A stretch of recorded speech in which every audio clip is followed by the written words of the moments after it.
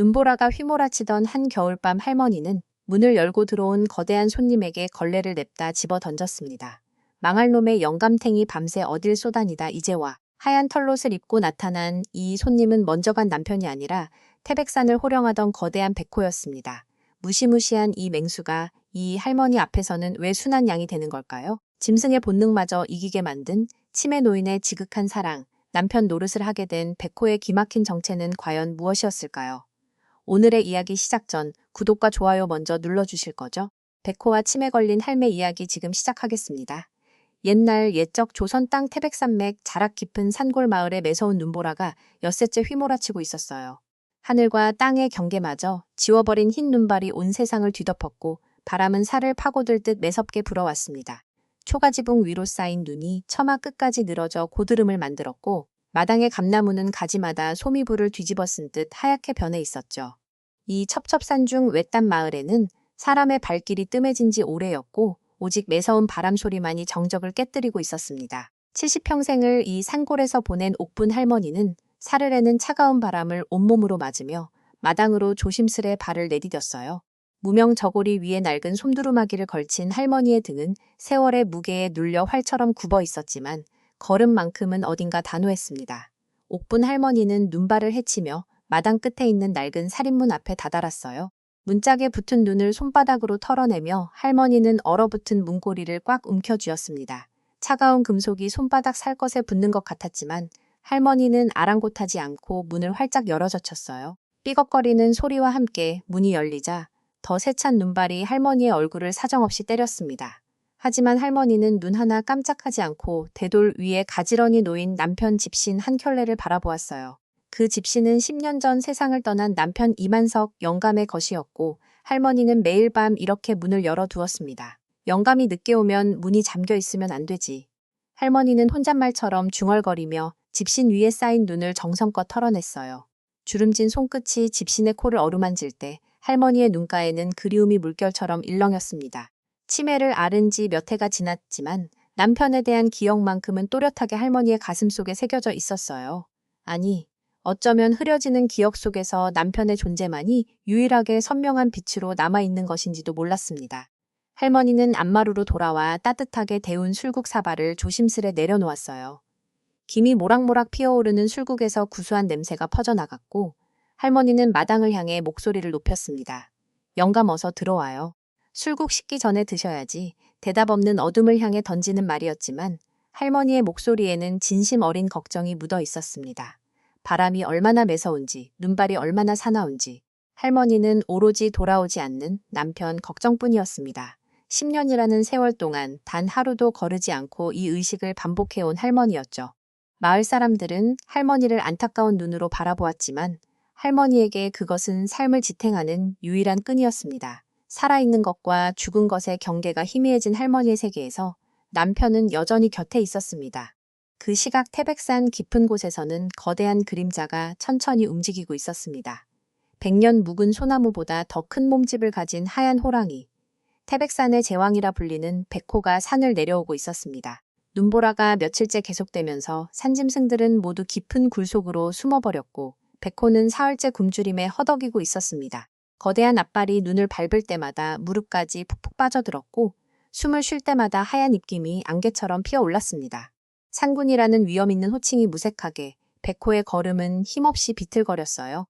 굶주림과 추위에 지친 백호는 본능적으로 따뜻한 기운이 나는 곳을 향해 발걸음을 옮기고 있었습니다. 바람을 타고 희미하게 전해오는 냄새가 백호의 코끝을 간지렸어요.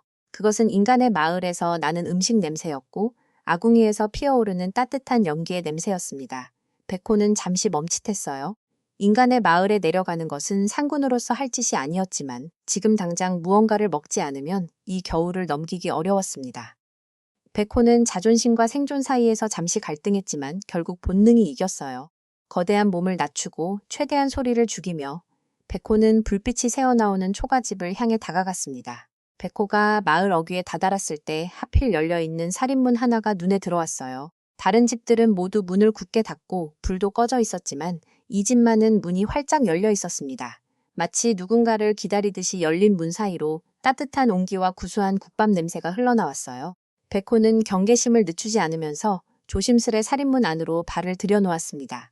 눈 쌓인 마당을 가로질러 윗마루 쪽으로 다가가자 아궁이에서 새어나오는 불빛이 백호의 하얀 털을 황금빛으로 물들였어요. 백호는 속으로 중얼거렸습니다.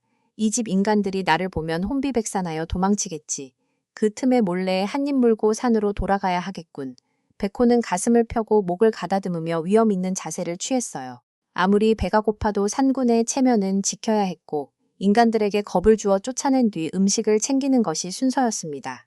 하지만 백호의 예상은 보기 좋게 빗나갔어요. 방문이 삐걱 열리더니 작은 체구의 늙은 할머니가 어둠 속의 거대한 그림자를 향해 성큼 걸어왔습니다. 백호는 으르렁거리며 위협적인 자세를 취하려 했지만 할머니의 반응은 상상을 초월했어요. 이 망할 놈의 영감탱이. 퍽! 할머니가 들고 있던 젖은 걸레가 정확하게 백호의 얼굴을 강타했습니다. 차가운 물이 뚝뚝 떨어지는 걸레가 콧등에 철썩 달라붙었고 백호는 순간 눈이 휘둥그레졌어요. 태어나서 이런 수모는 처음이었습니다. 숱한 사냥꾼들이 덜덜 떨며 도망쳤고 다른 맹수들도 백호 앞에서는 꼬리를 내렸는데 이 작은 늙은이가 자신의 얼굴에 걸레를 던지다니요. 백호는 순간 어이가 없어서 으르렁거리는 것도 잊어버렸습니다. 밤새 어딜 쏘다니다. 이제와 이 추운 날 얼어 죽으려고 환장을 했어. 옥분 할머니의 불호령이 산골짜기에 쩌렁쩌렁 울려 퍼졌어요. 할머니는 눈보라 따위는 아랑곳하지 않고 백호의 앞으로 다가왔습니다. 백호는 본능적으로 한 발 물러섰지만 할머니는 그런 백호의 귀를 덥석 움켜쥐었어요. 거대한 맹수의 귀가 70 먹은 노인의 손에 잡히는 황당한 광경이 펼쳐졌습니다. 백호는 속으로 비명을 질렀어요. 크릉! 감히 태백산을 호령하는 산군인 내 귀를 잡다니. 내 평생 이런 굴욕은 처음이다. 당장 한 입에 물어뜯어야 하는데 왜 내 발이 얌전히 끌려가는 것이냐? 백호의 발이 제 의지와 상관없이 할머니를 따라 움직이기 시작했어요. 거대한 몸집과는 어울리지 않게 순순히 끌려가는 자신이 한심했지만 이상하게도 저항할 수가 없었습니다. 할머니의 손에서 전해지는 온기가 얼어붙은 몸을 녹이는 것 같았고 잔소리 섞인 목소리가 어딘지 모르게 그리웠어요. 백호는 자신도 모르게 고개를 숙인 채 방 안으로 끌려 들어갔습니다. 근데 그 하얀 털롯은 또 어디서 났어? 할머니가 백호의 찬란한 흰털 가죽을 보며 눈을 가늘게 떴어요. 어디 장터에서 허튼 데 돈을 쓴 거야? 아니면 누가 준 거야? 백호는 속으로 분통을 터뜨렸습니다. 털롯이라니. 찬란하고 위험 있는 가죽을 보고 털롯이라 하다니. 내가 태백산의 상군이라고. 하지만 그 분노는 입 밖으로 나오지 못했어요. 방 안에 들어서는 순간 코끝을 찌르는 구수한 냄새가 백호의 모든 사고를 마비시켰기 때문입니다. 아궁이 윗뚝배기에서 보글보글 끓고 있는 시래기 국밥의 냄새였어요. 하얗게 피어오르는 김 사이로 구수한 된장향과 잘 익은 시래기의 냄새가 어우러져 퍼져나왔습니다. 사흘을 굶은 백호의 배에서 꼬르륵 소리가 크게 울렸어요. 어이고 배가 많이 고팠나 보네. 옥분 할머니가 뚝배기를 들고 백호 앞에 가져다 놓았습니다. 김이 모락모락 나는 시래기 국밥이 고봉으로 담겨 있었고 그 위에는 고춧가루가 살짝 뿌려져 있었습니다. 백호는 잠시 망설였습니다. 내가 산짐승 체면에 인간이 끓여준 풀떼기나 먹게 생겼다니. 하진 그 망설임은 단 3초도 가지 않았어요. 국물이 어찌 이리 달단 말이냐? 백호는 거대한 혀로 국밥을 핥기 시작했습니다. 처음에는 조심스러웠지만 한 입 두 입 먹어갈수록 속도가 빨라졌어요. 어느새 백호는 맹수의 자존심도 잊은 채 뚝배기 바닥까지 싹싹 핥아가며 허겁지겁 국밥을 먹어치웠습니다. 뚝배기가 텅 비었을 때 백호는 처음으로 포만감이라는 것을 느꼈어요. 굶주림에 얼어붙었던 몸이 안에서부터 천천히 녹아내리는 것 같았습니다. 어이고 많이도 고팠네. 더 줄까? 옥분 할머니가 부드러운 목소리로 물었어요. 백호는 대답 대신 눈을 감았다 떴습니다. 배가 부르니 갑자기 졸음이 쏟아져 내렸고 따뜻한 온돌 바닥이 천상의 안식처럼 느껴졌어요. 백호는 자신도 모르게 아랫목에 배를 깔고 들어 누웠습니다. 거대한 몸이 방 절반을 차지했지만 할머니는 전혀 개의치 않는 눈치였어요. 그래 많이 피곤했지. 어서 자거라. 옥분 할머니가 광에서 두꺼운 소미불을 꺼내왔습니다. 그 이불로 백호의 커다란 등을 덮어주며 할머니는 등을 토닥토닥 두드렸어요. 주름진 손바닥이 백호의 털을 쓰다듬을 때마다 이상한 위안이 전해져 왔습니다. 백호는 눈을 감은 채 가느다란 목소리로 가르릉거렸어요. 그것은 만족과 평화의 소리였고 태어나서 처음 내는 소리였습니다. 우리 영감 오늘은 일찍 자네. 내일은 눈 좀 그치려나? 할머니가 백호의 곁에 나란히 누우며 중얼거렸어요. 창밖에서는 여전히 눈보라가 휘몰아치고 있었지만 방 안은 그 어느 때보다 따뜻했습니다. 백호의 거대한 몸에서 뿜어져 나오는 체온과 아궁이의 온기가 어우러져 작은 방을 가득 채웠어요. 옥분 할머니는 10년 만에 처음으로 곁에 누군가가 있다는 안도감에 편안히 눈을 감았습니다. 그리고 백호도 태어나서 처음으로 인간의 집에서 단잠에 빠져들었어요. 밤새 눈보라는 멈추지 않았지만 그 작은 초가집만은 평화로웠습니다. 열린 살인문 사이로 눈이 쌓여갔고 대돌 위의 집시는 점점 하얗게 덮여갔어요. 하지만 방 안에서 들려오는 두 생명체의 고른 숨소리는 그 어떤 눈보라보다 따뜻했습니다. 옥분 할머니는 꿈속에서 남편을 만났고 백호는 생전 처음으로 악몽 없는 단잠을 잤어요. 서로 다른 세계에서 온 둘이었지만 이 추운 겨울밤에 서로에게 온기가 되어주고 있었습니다. 그리고 아무도 몰랐어요. 지붕 위 달빛 아래 눈발을 맞으며 서 있는 한 영혼이 이 광경을 내려다보고 있었다는 것을요. 10년 전 세상을 떠난 옥분의 남편 이만석 영감의 영혼이 아내가 잠든 모습을 바라보며 눈물 짓고 있었습니다. 홀로 남은 아내가 눈에 밟혀 차마 떠나지 못하고 곁을 맴돌던 그가 굶주린 산군을 이 초가집으로 이끌었던 것이었어요. 고맙네 산군. 내 아내 좀 부탁하오. 바람에 실린 듯 사라지는 목소리와 함께 영감의 영혼은 눈발 속으로 흐릿해져 갔습니다. 그렇게 눈보라 속에서 귀한 인연이 시작되었고 치매 걸린 할머니와 굶주린 산군의 동거가 첫날 밤을 맞이했어요. 다음 날 아침 창호지 문틈으로 스며드는 햇살이 백호의 눈꺼풀을 간지렸어요. 백호는 게으르게 눈을 떴다가 순간 자신이 어디에 있는지 깨닫고 화들짝 놀라 벌떡 일어났습니다. 따뜻한 온돌 바닥 위에 배를 깔고 누워 있었고 옆에는 낡은 소미불이 친절하게 덮여 있었습니다.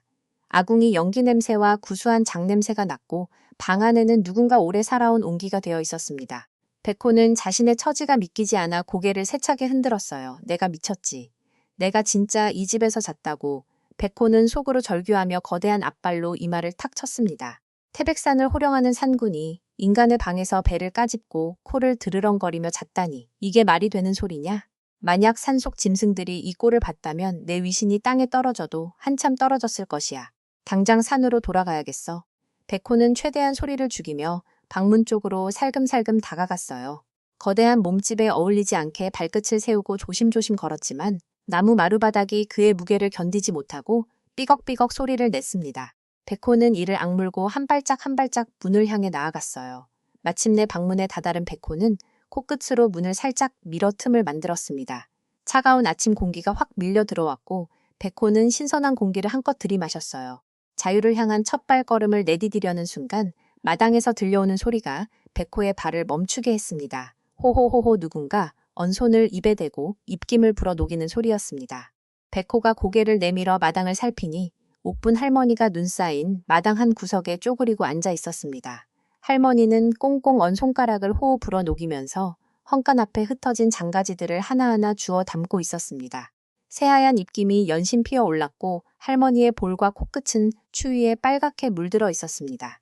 무릎이 좋지 않은지 앉았다 일어났다를 반복할 때마다 할머니의 얼굴이 찡그려졌어요. 백호는 자신도 모르게 발을 멈추고 그 모습을 지켜보았습니다. 영감이 없으니 장작 패 사람도 없고 옥분 할머니가 깊은 한숨을 내쉬며 혼잣말을 했어요. 올겨울은 얼어 죽겠네. 타감이 이게 다요? 할머니의 손에 들린 것은 고작 팔뚝만 한 장가지 몇 개뿐이었습니다. 그것으로는 하루 저녁 아궁이불도 떼기 어려워 보였어요. 할머니는 장가지를 품에 안고 일어서려다 퉁퉁 부은 무릎을 부여잡고 다시 주저앉았습니다. 고통스러운 신음이 새어나왔지만 할머니는 이를 악물고 다시 일어서려 애를 썼어요. 그 처연한 뒷모습을 바라보던 백호의 가슴 한 구석이 묘하게 쿵 내려앉았습니다.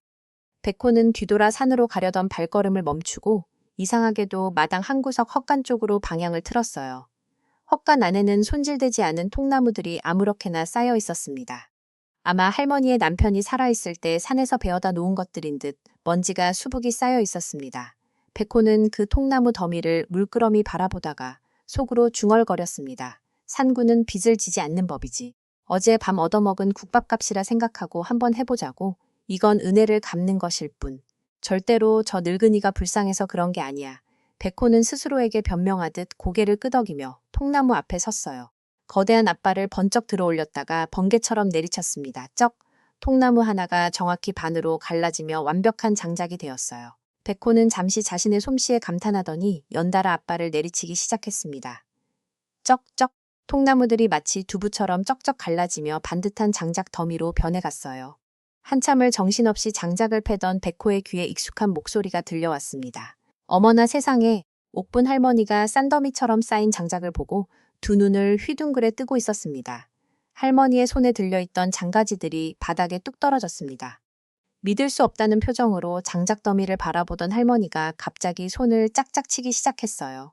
우리 영감 나이 먹더니 힘이 장사가 됐네. 할머니가 환하게 웃으며 백호에게 다가왔습니다. 아이고, 우리 영감 잘했네. 잘했어, 잘했어. 할머니의 주름진 손이 백호의 엉덩이를 토닥토닥 두드렸어요. 백호는 순간 몸이 굳어버렸습니다. 태백산의 산군이 늙은 인간에게 엉덩이를 토닥토닥 맞고 있다니. 이게 무슨 황당한 상황이란 말인가요? 하지만 이상하게도 그 손길이 싫지만은 않았어요. 오히려 가슴 한 구석이 따뜻해지는 것 같은 묘한 기분이 들었습니다. 당연하지. 내가 명색이 태백산 산군인데 저 정도 통나무쯤이야 식은 죽먹기지. 백호는 속으로 허세를 부리며 콧방귀를 뉘었어요. 근데 저 칭찬이 왜 이리 듣기 좋은 것이냐? 가슴이 간질간질하고 꼬리가 자꾸 흔들리려 하네. 에잇! 진정해라 이 몸아. 인간 따위의 칭찬에 흔들리다니 산군의 체면이 말이 아니로구나. 백호는 애써 무표정을 유지하려 했지만 꼬리만은 제 의지대로 되지 않았어요. 거대한 흰 꼬리가 좌우로 살랑살랑 흔들리고 있었고 백호는 부끄러운 마음에 얼른 꼬리를 감추려 뒤로 물러섰습니다. 옥분 할머니는 그런 백호의 모습이 귀엽다는 듯 또 한 번 엉덩이를 토닥여 주었어요. 영감 고생했으니 맛있는 거 해줄게. 잠깐만 기다려. 할머니가 종종 걸음으로 부엌으로 들어갔습니다. 얼마 지나지 않아 할머니가 뚝배기 하나를 들고 나왔는데 그 안에서는 노릇노릇한 국물이 김을 뿜으며 끓고 있었습니다. 귀한 보거 대가리를 넣은 국이었습니다. 보거 특유의 구수하고 시원한 향이 퍼져나왔고 백호의 코가 저절로 벌름거렸어요. 자어서 먹어. 우리 영감 힘쓰느라 고생했지. 할머니가 뚝배기를 백호 앞에 내려놓았습니다. 백호는 잠시 망설였어요. 또 인간의 음식을 받아먹는 것이 산군의 체면에 어긋나는 것 같았기 때문입니다. 하지만 코끝을 자극하는 구수한 냄새를 이길 수는 없었어요. 결국 백호는 고개를 숙여 보거국을 홀짝홀짝 마시기 시작했습니다. 국물이 목구멍을 타고 내려갈 때마다 온몸에 힘이 솟는 것 같았어요. 그날 이후로 이상한 일상이 시작되었습니다. 백호는 매일 아침 해가 뜨면 마당으로 나와 장작을 패고 마당에 쌓인 눈을 치웠어요. 거대한 꼬리로 마당을 쓸면 빗자루보다 훨씬 깨끗하게 눈이 쓸려 나갔습니다. 옥분 할머니의 마당은 산골 마을에서 제일 깔끔한 마당이 되었습니다. 다른 집들은 무각자 눈이 쌓여 있는데 할머니 집 마당만 말끔하게 정돈되어 있었습니다. 지나가던 마을 사람들이 신기한 듯 고개를 갸우뚱했지만 아무도 그 비밀을 알지 못했어요. 어느 날 아침 백호가 여느 때처럼 마당을 쓸고 있을 때였습니다. 옥분 할머니가 부엌에서 비명에 가까운 소리를 질렀어요. 어머나 세상에, 백호가 화들짝 놀라 부엌으로 달려갔습니다. 문을 박차고 들어간 백호의 눈에 들어온 것은 부뚜막 위에 올라가 있는 한 마리 들쥐였어요. 커다란 쥐 한 마리가 할머니가 아껴두었던 쌀 뚜껑을 열고 쌀을 훔쳐먹고 있었습니다. 옥분 할머니는 겁에 질린 표정으로 벽에 바짝 붙어 있었습니다. 영감, 저거 좀 잡아줘. 어휴, 징그러워라. 백호는 순간 어이가 없었습니다. 저 작은 것이 저토록 무섭단 말이냐? 인간들은 참으로 희한한 종족이로구나. 백호는 느릿느릿 들쥐에게 다가갔어요. 들쥐는 백호의 거대한 그림자가 자신을 덮치는 것을 보고 쌀알을 우물우물 씹다가 얼어붙었습니다. 백호가 커다란 앞발을 천천히 들어 올렸어요.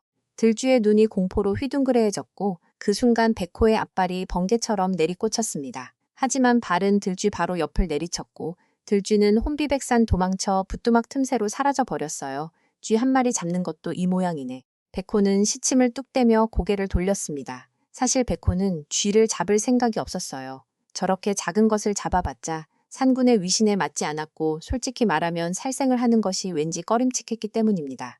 옥분 할머니는 쥐가 사라진 것을 확인하고 안도의 한숨을 내쉬었어요. 우리 영감 고마워. 그래도 쥐는 죽이면 안 되지. 잘했어. 할머니가 백호의 목덜미를 쓰다듬어 주었습니다. 백호는 속으로 피식 웃었어요. 마침 나도 죽일 생각이 없었으니 다행이군. 근데 저 늙은이는 어째 내 마음을 꿰뚫어 보는 것 같단 말이야. 이런 소소한 일상이 계속되면서 백호는 점점 초가집 생활에 익숙해져 갔습니다. 아침에 일어나 장작을 패고 마당을 쓸고 할머니가 주는 밥을 먹고 햇볕 드는 윗마루에서 낮잠을 자는 것이 어느새 자연스러운 일과가 되었어요. 산속에서 짐승을 쫓으며 떠돌던 때보다 훨씬 평화롭고 안락한 나날이었습니다. 물론 백호는 스스로에게 이렇게 변명했어요. 이건 어디까지나 국밥값을 갚는 것일 뿐이야. 빚을 다 갚으면 당장 산으로 돌아갈 것이니까. 하지만 그 빚은 좀처럼 줄어들 기미가 보이지 않았습니다. 아니, 솔직히 말하면 백호 스스로가 빚을 갚고 싶은 마음이 없었는지도 몰랐어요. 어느 깊은 밤이었습니다. 창밖에는 또다시 눈이 소복이 내리고 있었고 방 안에는 호롱불의 따스한 불빛이 일렁이고 있었습니다. 옥분 할머니는 장롱 깊숙이 넣어두었던 작은 나무 상자를 꺼내 들었습니다. 상자 뚜껑을 열자 그 안에는 이가 듬성듬성 빠진 낡은 참빗이 들어 있었습니다. 오랜 세월 손때가 묻어 윤기가 나는 참빗이었지만 세월의 무게를 이기지 못하고 여기저기 금이 가 있었습니다. 이리 와봐. 옥분 할머니가 아랫목에서 배를 깔고 누워있던 백호를 불렀어요.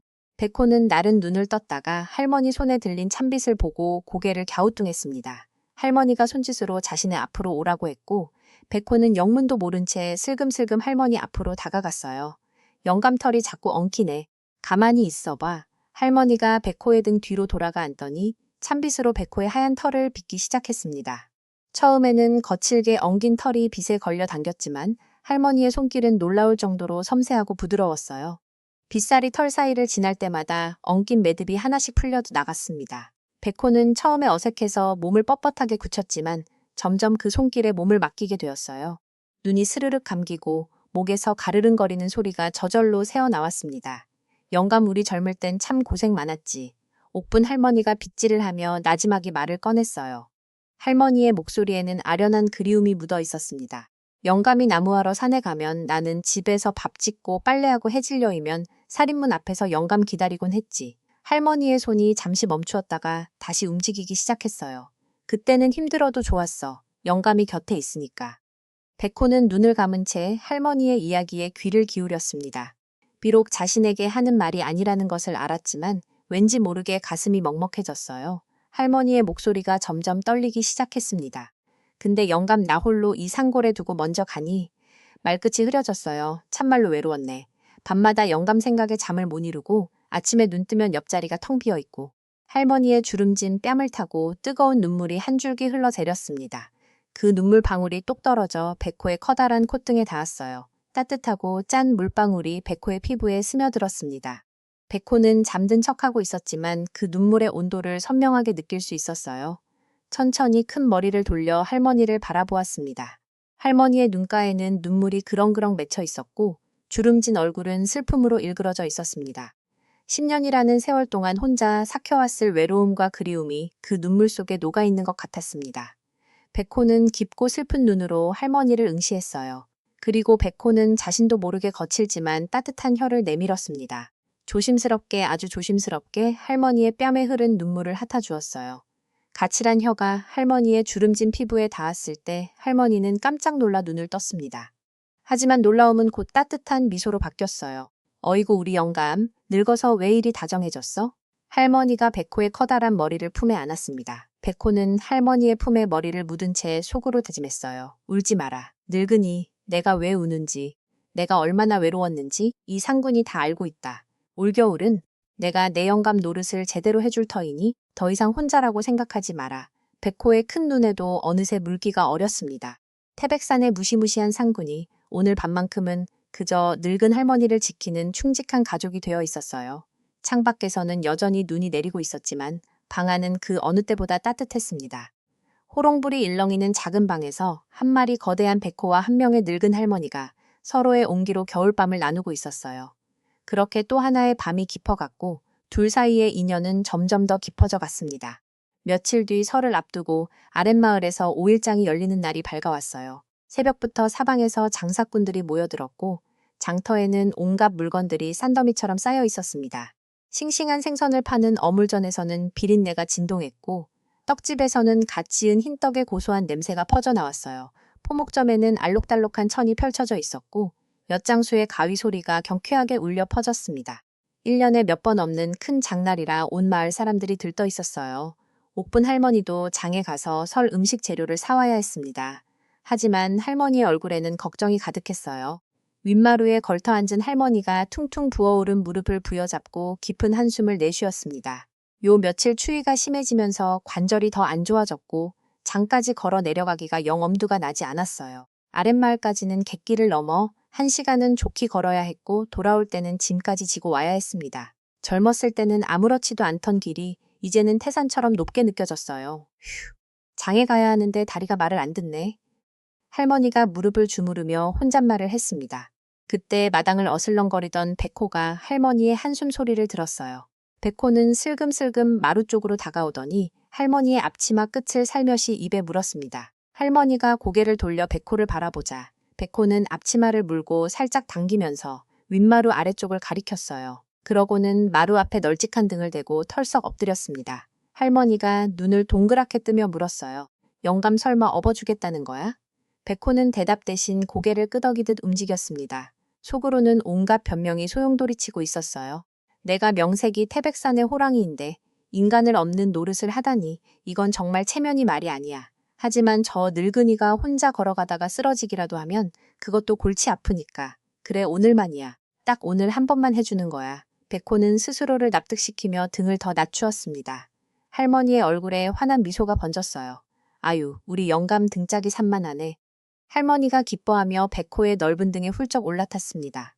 푹신한 흰털이 할머니의 엉덩이를 포근하게 감쌌고 따뜻한 체온이 온몸으로 전해져 왔어요. 할머니는 백호의 목덜미 털을 꼭 움켜쥐고 편안하게 자리를 잡았습니다. 백호가 천천히 일어서자 할머니의 몸이 붕 떠올랐어요. 마치 구름 위에 앉아있는 것 같은 기분이었습니다. 자, 출발하세요. 영감, 할머니가 신이 나서 외쳤어요. 백호는 한번 코를 실룩거리더니 사뿐사뿐 걸음을 떼기 시작했습니다. 거대한 몸집에 어울리지 않게 발놀림이 조심스러웠고 할머니가 흔들리지 않도록 보폭을 짧게 유지했어요. 눈 덮인 산길을 내려가는 백호의 발자국이 하나씩 찍혀 나갔습니다. 할머니는 백호의 등에 엎혀가면서 마치 어린아이처럼 좌우를 두리번거렸어요. 평소에는 힘들어서 고개도 못 들고 걷던 길인데 이렇게 편하게 구경하니 세상이 달라 보였습니다. 얼마 지나지 않아 장터 어귀가 보이기 시작했어요. 북적이는 인파의 소음이 점점 가까워졌고 음식 냄새와 사람들의 웃음소리가 섞여 들려왔습니다. 백호는 장터 입구에서 잠시 멈칫했어요. 수많은 인간들이 바글바글 모여있는 광경이 낯설었기 때문입니다. 하지만 등 위에서 할머니가 재촉하자 백호는 다시 걸음을 옮겼어요. 그리고 바로 그 순간 장터의 아수라장이 펼쳐졌습니다. 호랑이다. 누군가의 비명이 장터 전체에 울려 퍼졌어요. 물건을 고르던 사람들이 일제히 고개를 돌렸고 그들의 눈에 믿을 수 없는 광경이 들어왔습니다. 집채만 한 호랑이가 사람을 등에 태우고 장터로 들어오고 있었습니다. 눈처럼 새하얀 털이 햇빛을 받아 눈부시게 빛났고 호박만 한 눈이 번뜩였습니다. 장터 사람들은 혼비백산하여 비명을 지르기 시작했어요. 도망쳐. 호랑이가 사람을 물어왔어. 어머니 살려. 산에서 호랑이가 내려왔다고. 아비규환의 아수라장이 펼쳐졌습니다. 장사꾼들은 물건을 내팽개치고 도망쳤고 손님들은 서로 밀치며 사방으로 흩어졌어요. 떡집 아줌마는 쌀가루 자루에 걸려 넘어졌고 엿장수는 가위를 떨어뜨린 채 도랑으로 뛰어들었습니다. 포목점 영감은 천뭉치를 머리에 뒤집어 쓴 채 뒹굴었고 어물전 아주머니는 생선을 들고 기절초풍했어요. 순식간에 북적이던 장터가 텅 빈 폐허통으로 변해버렸습니다. 백호는 멀뚱멀뚱 그 광경을 바라보았어요. 역시 인간들은 나의 위험 앞에서 벌벌 떠는군. 그래, 이것이 태백산 산군의 진정한 위용이지. 백호가 속으로 흐뭇해하고 있을 때 등 위에서 옥분 할머니의 버럭 소리가 터져 나왔습니다. 아니, 다들 왜 이리 유난들이요? 할머니가 백호 등에서 성큼 내려서더니 손을 허리에 올리고 장터를 향해 호통을 쳤어요. 우리 영감이 하얀 털로 좀 변했었다고? 뭐가 그리 무섭다고 난리들이야. 할머니의 쩌렁쩌렁한 목소리가 장터 구석구석까지 울려 퍼졌습니다. 물건 더미 뒤에 숨어있던 사람들이 슬금슬금 고개를 내밀기 시작했어요. 포목점 뒤에 숨은 영감이 떡집 아래 웅크린 안악이 도랑에 빠진 엿장수가 조심스레 얼굴을 내밀었습니다. 그들의 눈에 보인 것은 뜻밖의 광경이었습니다. 무시무시한 호랑이가 늙은 할머니의 무거운 짐바구니를 입에 물고 얌전하게 엎드려 있었습니다. 마치 집에서 키우는 큰 개처럼 순한 표정으로 할머니 옆에 바싹 붙어 있었습니다. 할머니가 호랑이의 머리를 쓰다듬자 호랑이는 눈을 가늘게 뜨며 가르릉거렸습니다. 이 광경을 본 사람들의 표정이 공포에서 의아함으로, 의아함에서 경외심으로 바뀌어갔어요. 저거 혹시 누군가가 떨리는 목소리로 말을 꺼냈습니다. 산신령님이신가벼. 산신령님이 김씨 할매를 돌보시나? 그 말에 장터 사람들 사이로 웅성거림이 퍼져나갔어요. 조선 땅 어디서나 산신령님은 호랑이의 모습으로 나타난다고 믿었고 산신령님을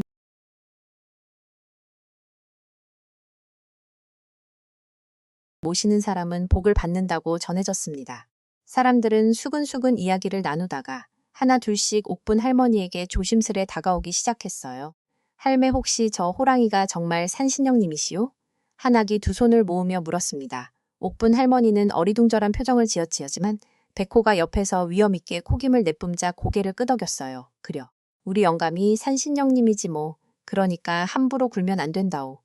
할머니의 말에 사람들의 표정이 완전히 달라졌습니다. 공포는 온데간데 없이 사라지고 그 자리를 경외심과 부러움이 채웠어요. 상인들이 너도나도 옥분 할머니에게 다가와 물건을 건네기 시작했습니다. 할매 이것 좀 받으시오. 산신령님께 바치는 정성이니께. 국밥집 주모가 뜨끈한 무 하나를 할머니의 바구니에 얹어주었어요. 무는 막밭에서 캔 듯 싱싱했고 이슬이 송송 맺혀 있었습니다. 할매 이 생선은 오늘 아침에 잡은 거요. 제일 큰 놈으로 골라수다. 어물전 노인이 팔뚝만한 생선 한 마리를 덤으로 올려주었어요. 생선은 아직 싱싱해서 비늘이 반짝반짝 빛났습니다. 할매 이 떡은 설날에 드시라고 싸드리는 거요. 떡집 안악이 흰떡 한 시루를 내밀었어요. 고소한 콩가루가 뿌려진 떡에서 따뜻한 김이 피어 올랐습니다. 백호는 점점 불어나는 진바구니를 보며 속으로 흐뭇해했습니다.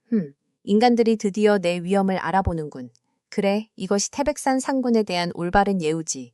근데 저 어물전 노인이 준 생선이 참으로 탐나구나. 살이 통통하니 구워 먹으면 기가 막히겠어.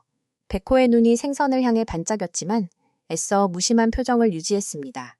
장터 나들이는 그렇게 대성공으로 마무리되었어요. 옥분 할머니의 짐바구니는 산의 진미로 가득 찼고 백호는 그 짐을 가뿐하게 입에 물었습니다.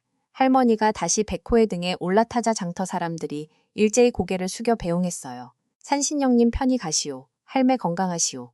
백호는 어깨를 으쓱하며 의기양양하게 산길을 올라갔습니다. 비록 인간을 업는 노릇을 했지만 결과적으로 산신령님 대접을 받았으니 손해본 건 아니라고 스스로를 위로했어요.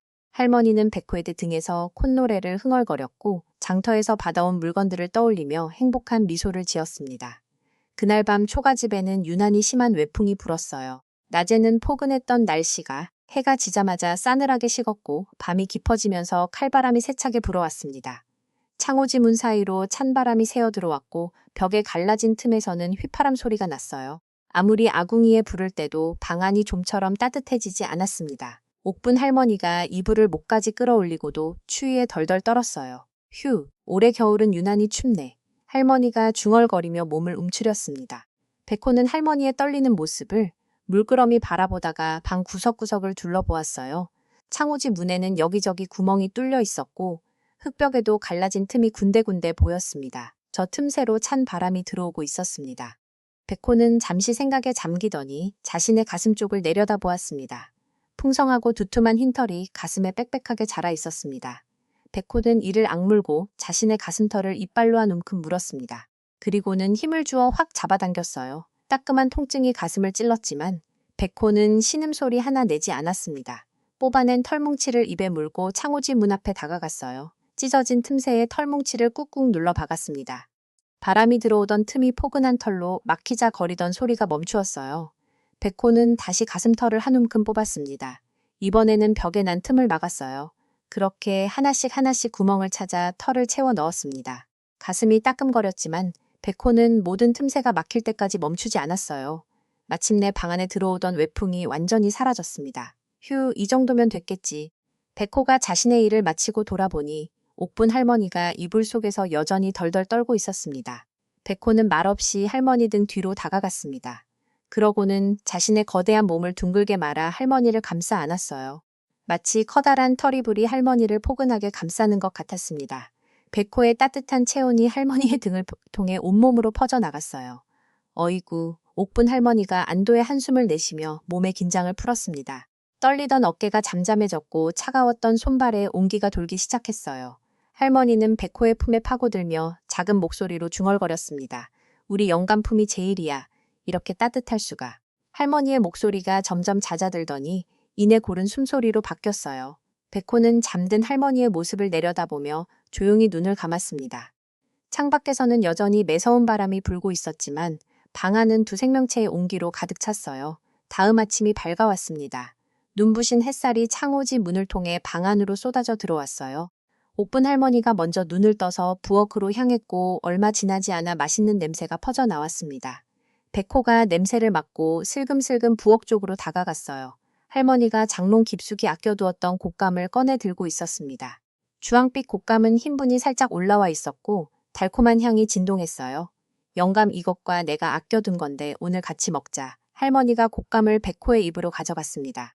백호는 곶감의 달콤한 냄새를 맡았지만 고개를 돌려 코로 밀어냈어요. 느근이에게 양보하고 싶었기 때문입니다. 아이고 괜찮아. 나눠 먹으면 되지. 할머니가 곶감을 반으로 쪼개 한쪽을 백호의 입에 넣어 주었습니다. 달콤하고 쫀득한 곶감이 혀 위에서 녹아내렸어요.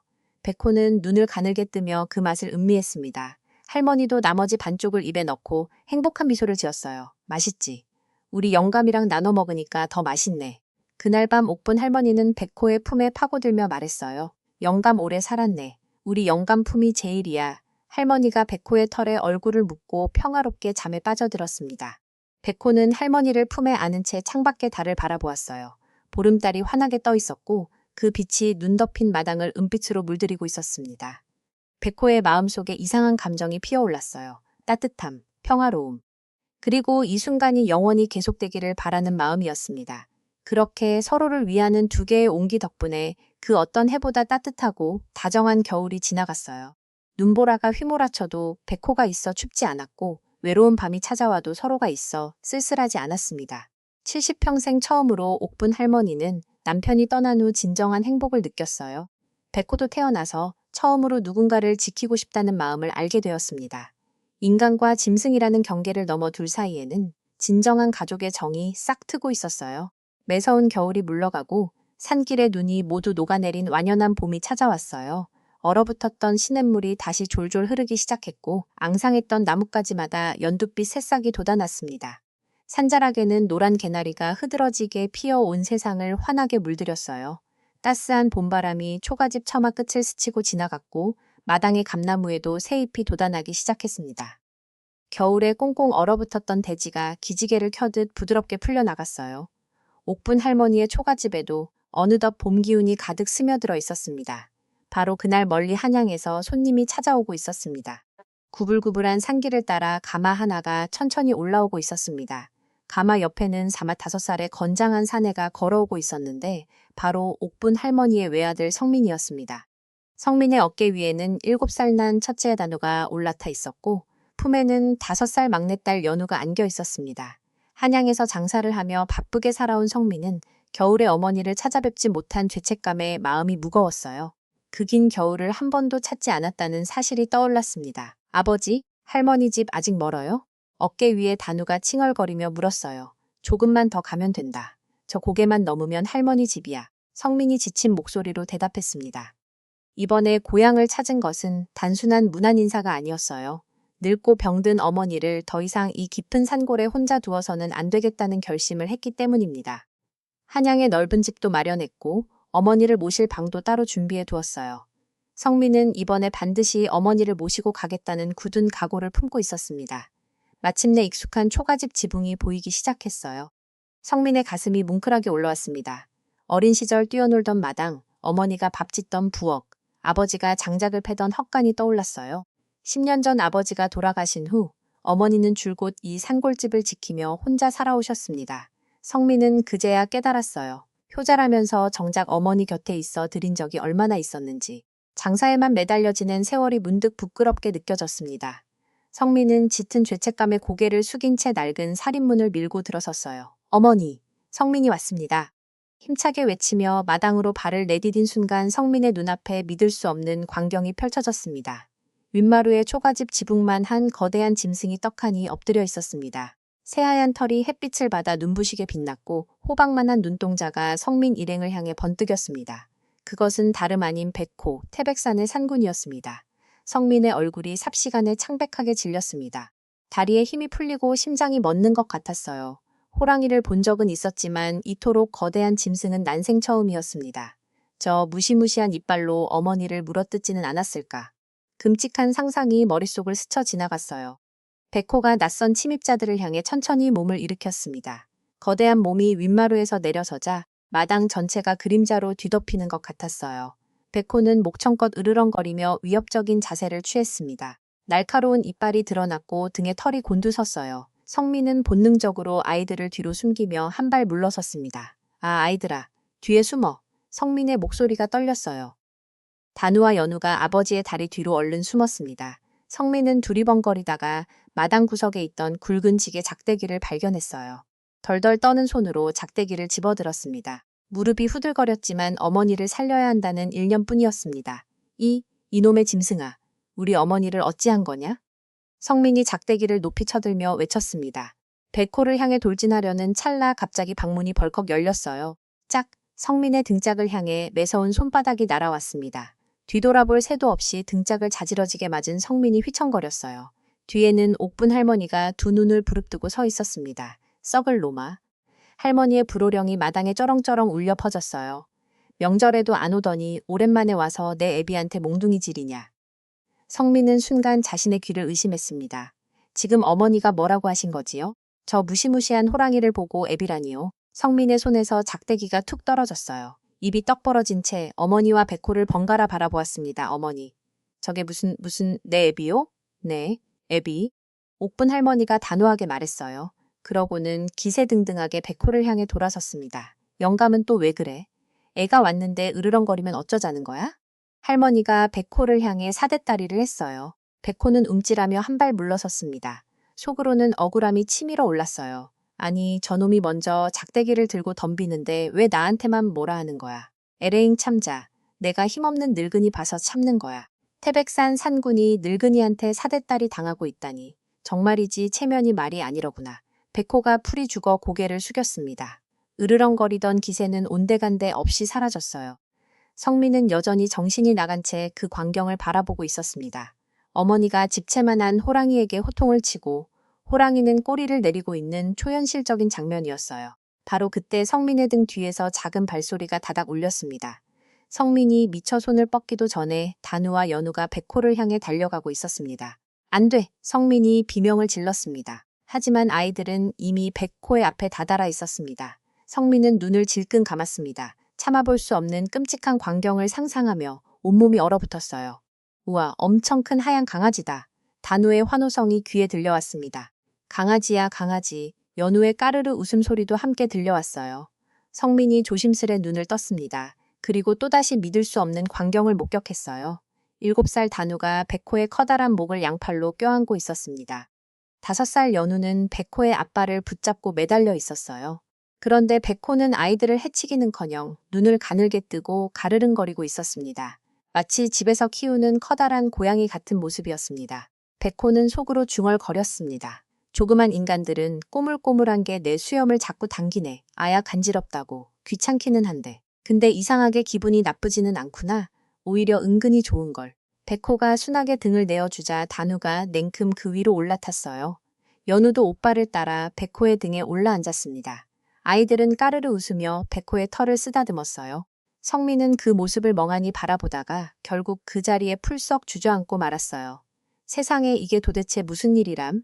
성민의 탄식이 허공에 흩어졌습니다. 옥분 할머니가 아들 옆으로 다가와 앉았어요. 뭘 그리 놀라니? 내 애비가 좀 덩치가 커졌을 뿐이지. 할머니가 자연스럽게 대답했어요. 성민은 더 이상 묻지 않았습니다. 어머니에게 저 백호는 아버지였고 그것이 어머니를 행복하게 해주고 있다면 그것으로 충분했어요. 중요한 것은 어머니가 이 험한 겨울을 무사히 그리고 행복하게 보냈다는 사실이었습니다. 해가 서산으로 기울 무렵 마당에는 평화로운 광경이 펼쳐져 있었습니다. 노란 화관을 쓴 거대한 백호가 마당 한가운데 드러누워 있었고 그 배 위에서 두 아이가 새근새근 낮잠을 자고 있었습니다. 옥분 할머니는 윗마루에 앉아 그 모습을 흐뭇하게 바라보고 있었습니다. 성민은 어머니 옆에 나란히 앉아 따스한 봄을 즐겼습니다. 봄바람이 살랑살랑 불어왔고 마당의 개나리가 햇빛에 반짝였어요. 새들이 지저귀는 소리가 평화롭게 울려 퍼졌고 모든 것이 완벽한 봄날의 풍경이었습니다. 성민의 마음속에서 어머니를 한양으로 모셔가야 한다는 생각이 조금씩 흔들리기 시작했어요. 이토록 평화롭고 행복한 어머니의 모습을 보니 과연 한양으로 모시는 것이 옳은 일인지 확신이 서지 않았습니다. 하지만 성민은 마음을 다잡았어요. 어머니의 건강을 위해, 어머니의 안전을 위해 한양으로 모시는 것이 옳다고 생각했습니다. 저 짐승이 언제까지 순할지 알 수 없었고 어머니를 혼자 이 산골에 계시는 것은 여전히 위험했어요. 성민은 내일 아침 어머니를 모시고 한양으로 떠나기로 결심했습니다. 노을빛이 마당을 붉게 물들였어요. 백호의 하얀 털이 주황빛으로 물들었고 이마 위에 노란 화관이 더욱 선명하게 빛났습니다. 아이들은 여전히 백호의 배 위에서 새근새근 잠들어 있었습니다. 옥분 할머니는 조용히 일어나 아이들에게 얇은 이불을 덮어주었습니다. 백호는 눈을 살짝 떠 할머니를 바라보다가 다시 평화롭게 눈을 감았어요. 그렇게 봄날의 하루가 저물어갔고 노란 화관의 기적 같은 하루가 끝나가고 있었습니다. 마당에서 백호와 어울려 노는 아이들의 웃음소리가 평화롭게 울려 퍼졌어요. 성민은 그 모습을 잠시 바라보다가 조심스레 어머니의 방 안으로 발걸음을 옮겼습니다.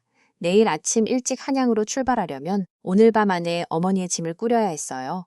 방문을 열고 안으로 들어선 성민은 낡은 장롱을 여러 가지들을 꺼내기 시작했습니다. 세월의 때가 묻은 저고리와 치마들이 차곡차곡 쌓여 있었고 그 사이사이로 어머니의 채취가 은은하게 풍겨 나왔어요. 짐을 챙기던 성민의 손이 문득 멈추었습니다. 창호지 문 쪽으로 시선이 향했는데 뭔가 이상한 것이 눈에 들어왔습니다. 성민은 고개를 갸우뚱하며 문 쪽으로 다가갔어요. 손가락으로 조심스레 그것을 잡아당겨 보았습니다.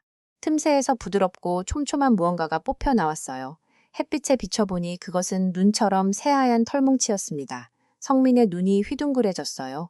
이 털은 분명히 마당에 있는 저 백호의 것이었습니다. 성민은 서둘러 방 안구석구석을 살펴보았어요. 벽에 갈라진 틈마다 문풍지가 떨어져 나간 자리마다 똑같은 하얀 털이 빼곡하게 채워져 있었습니다. 성민의 가슴이 쿡 내려앉았어요. 저 털들이 저절로 들어간 것이 아님을 깨달았기 때문입니다. 누군가가, 아니 저 백호가 자신의 털을 뽑아 이 틈새들을 막아주었던 것이었습니다. 매서운 겨울바람이 들이치지 않도록, 늙은 어머니가 추위에 떨지 않도록 말입니다. 성민의 손이 부들부들 떨리기 시작했습니다. 방을 나온 성민은 마당 한 구석으로 천천히 걸어갔어요. 거기에는 반듯하고 산더미처럼 쌓여있는 장작 더미가 있었습니다. 성민은 그 장작들을 찬찬히 살펴보았어요. 도끼로 팬 것이 아니라 무언가 날카로운 것으로 쩍쩍 갈라진 흔적이 선명했습니다. 백호의 거대한 앞발로 내리친 자국이었어요. 저 장작들이 겨울에 어머니의 아궁이를 데워주었을 것입니다. 성민의 눈앞이 흐려지기 시작했어요. 뜨거운 눈물이 눈시울에 그렁그렁 맺혔습니다. 아들은 자신이 해야 할 일을 저 짐승이 대신 해주었던 것이었어요.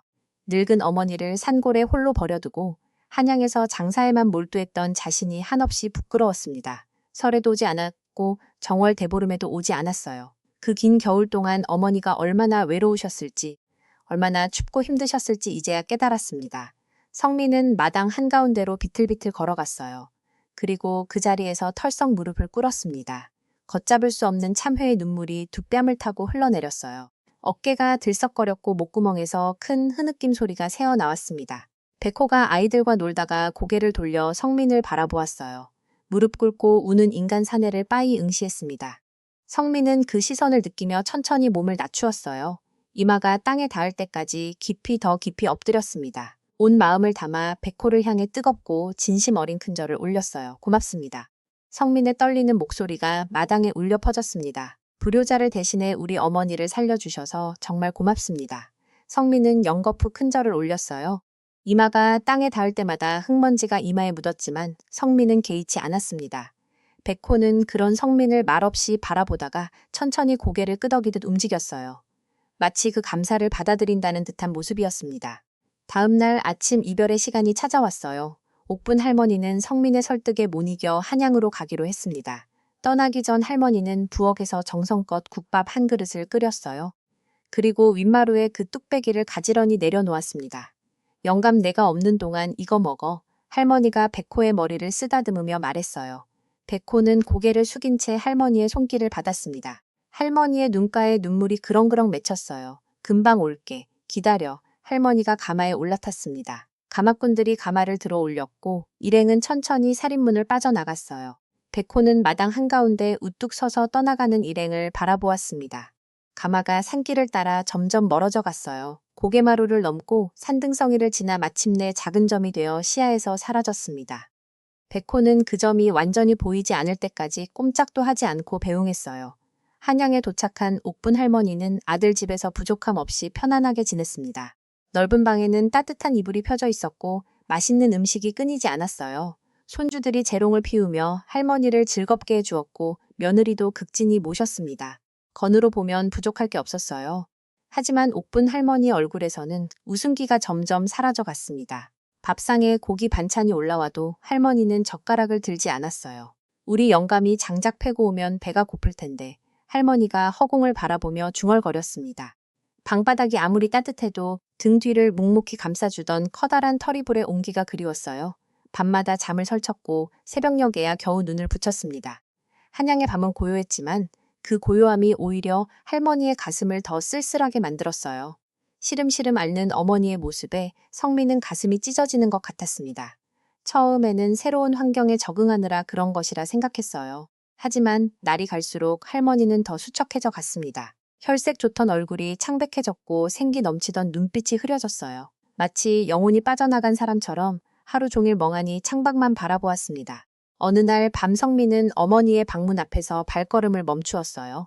문틈 사이로 어머니의 목소리가 새어나왔습니다. 영감 보고 싶어. 영감 품이 그리워. 할머니가 베개를 끌어안고 흐느끼고 있었어요. 그 모습을 본 성민의 눈에서 눈물이 흘러내렸습니다. 어머니가 진정으로 행복했던 곳이 이 넓은 한양집이 아니라 그 작은 산골 초가집이었음을 깨달았어요. 어머니에게 필요한 것은 맛있는 음식도 따뜻한 방도 아니었습니다. 그것은 바로 저 하얀 털옷을 입은 산골의 영감이었습니다. 성민은 큰 결심을 내렸습니다. 다음 날 아침 성민은 어머니 앞에 무릎을 꿇었어요. 어머니 고향집으로 돌아가시겠습니까? 할머니의 눈이 반짝 빛났습니다. 오랫동안 잃어버렸던 생기가 그 눈빛에 다시 돌아왔어요. 얼마 뒤 옥분 할머니는 다시 가마를 타고 첩첩산중 그리운 고향집으로 향했습니다. 봄날의 산길은 온통 초록빛으로 물들어 있었습니다. 새들이 지저귀고 꽃향기가 바람에 실려왔습니다. 할머니의 얼굴에는 벌써부터 미소가 번지고 있었습니다. 마침내 익숙한 초가집 지붕이 보이기 시작했습니다. 가마에서 내린 할머니가 떨리는 손으로 살인문을 열었어요. 그리고 놀라운 광경을 목격했습니다. 마당에는 잡초 하나 없이 깔끔하게 정돈되어 있었습니다. 매일 누군가가 쓸고 또 쓴 흔적이 역력했습니다. 윗마루 위에는 할머니가 떠날 때 남겨두었던 뚝배기가 있었는데 그 안은 텅 비어 있었습니다. 누군가 그 국밥을 싹 비운 것이었습니다. 바로 그때 뒷산 쪽에서 쿵쿵거리는 발소리가 들려왔습니다. 고개를 돌려보니 집채만한 하얀 그림자가 쏜살같이 달려오고 있었습니다. 백호였습니다. 순식간에 마당에 도착한 백호는 할머니의 치맛자락에 커다란 얼굴을 비비며 끙끙거렸어요. 마치 어린아이가 어미를 찾은 것처럼 애틋한 모습이었습니다.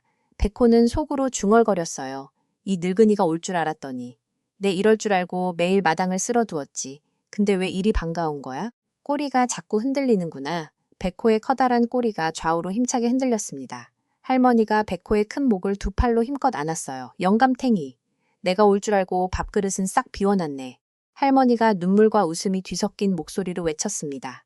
백호는 꼬리를 흔들며 할머니의 품에 더 깊이 파고들었어요. 한양에서 함께 온 성민은 그 모습을 보며 안도의 한숨을 내쉬었습니다. 이것이 어머니의 진정한 행복임을 이제는 확실히 알았어요. 어머니. 그럼 저는 이만 돌아가겠습니다. 종종 찾아뵐게요. 성민이 인사를 했습니다. 할머니가 아들을 향해 손을 흔들었어요. 그래, 잘 가거라. 애들도 잘 키우고. 성민은 고개를 숙여 어머니께 인사를 드리고 백호를 향해서도 깊이 허리를 굽혔습니다. 그리고 가벼운 발걸음으로 산길을 내려갔어요. 어머니의 행복한 모습을 확인했으니 마음이 한결 가벼웠습니다. 그날 밤달이 환하게 떠올랐어요. 옥분 할머니는 호롱불 아래 백호의 등 뒤에 앉아 털을 빗겨주고 있었습니다. 예전처럼 낡은 찬빗으로 엉킨 털을 정성껏 빗어주었어요. 백호는 눈을 감고 그 손길에 몸을 맡기고 있었습니다. 영감 내가 없는 동안 많이 외로웠지. 할머니가 나지막이 물었어요. 백호가 가르릉거리며 대답을 대신했습니다. 할머니의 얼굴에 평화로운 미소가 번졌어요. 나도 영감이 많이 보고 싶었어. 이제 안 갈게. 여기가 내 집이니까. 그 시각 아무도 모르게 지붕 위에서 그 광경을 내려다보는 존재가 있었습니다. 달빛 아래 희미한 형체가 서 있었는데 그것은 10년 전 세상을 떠난 옥분의 진짜 남편 이만석 영감의 영혼이었습니다. 그는 아내와 백호가 알콩달콩 지내는 모습을 흐뭇한 눈으로 바라보았습니다. 주름진 얼굴에 따스한 미소가 번졌어요. 고맙네 상군. 앞으로도 내 아내를 잘 부탁함세. 바람에 실린 듯한 목소리가 흩어졌습니다. 영감의 영혼은 마지막으로 아내를 향해 손을 흔들고는 달빛 속으로 천천히 사라져 갔어요. 이제 더 이상 이승에 미련이 없었습니다. 사랑하는 아내 곁에 든든한 보호자가 생겼으니까요. 오름달이 환하게 빛나는 그 밤 산골 초가집에서는 행복한 시간이 흘러갔어요. 옥분 할머니와 백호는 서로에게 기대어 평화로운 밤을 보냈습니다. 바람이 불어도 추위가 찾아와도 둘은 서로의 온기로 따뜻했어요. 그렇게 치매 걸린 할머니와 산에서 내려온 백호의 특별한 가족 이야기는 계속되었습니다. 오늘 백호와 치매 걸린 할머니의 사연 어떻게 보셨나요? 이른 나이에 정신이 흐릿해져도 한결같은 남편만을 기다린 할머니의 사랑이 참으로 절절했습니다. 치매조차 가슴에 새긴 사랑만큼은 지우지 못한다는 사실을 우리는 확인했습니다. 옛말에 결초보은이라 했습니다. 죽어서도 풀을 엮어 은혜를 갚는다는 뜻처럼 짐승도 정을 잊지 않는데 우리 인간은 과연 어떠한지 돌아보게 됩니다. 결국 진정한 행복은 화려한 집보다 마음이 가장 편안한 곳에서 소중한 인연과 함께하는 것이었습니다. 오늘도 끝까지 시청해 주셔서 감사합니다. 오늘의 이야기가 마음에 드셨다면 구독과 좋아요 부탁드립니다. 여러분의 따뜻한 댓글 한 줄이 저에게는 무엇보다 큰 힘이 되니 소중한 의견 많이 남겨주세요. 다음 시간에도 가슴 뭉클한 이야기로 찾아오겠습니다. 복은 야담이었습니다.